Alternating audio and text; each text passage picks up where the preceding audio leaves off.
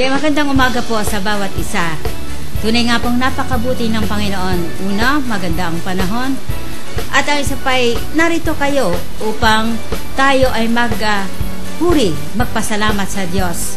At ating nga pong muling alalahanin ang kabutihan ng Diyos sa Iglesyang Jubilee Ministry in Christ Church. Alam po niyo mga kapatid at mga kasama sa araw na ito, ang Jubilee Ministry in Christ Church ay nagsimula noong 1992 na noon ay kakunti pa lang. Ngunit salamat sa kabutihan ng Panginoon sapagkat unti-unti itong dumarami, bagamat dumating din ang panahon na marami ang nawawalang mga mananampalataya sa dahilan ng sila'y lumilipat ng iba-ibang lugar.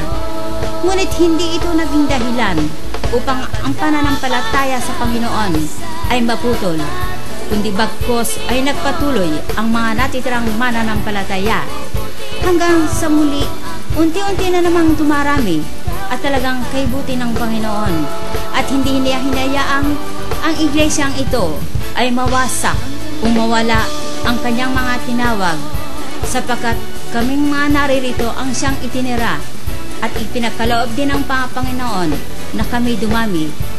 At sa kabutihan nga po ng Panginoon, ang iglesyang ito ay marami naging pangarap.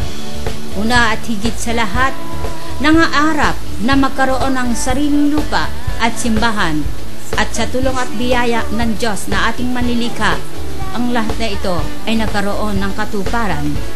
Dumating din ang panahon na nangarap din ang iglesyang ito na magkaroon ng isang institusyon na makakatulong sa mga kabataan. At salamat sa Panginoon at ito nga po rin natupad sapagkat ang institusyong aming binabanggit ay ito po ay isang eskwelahan ng Jubilee Christian Academy.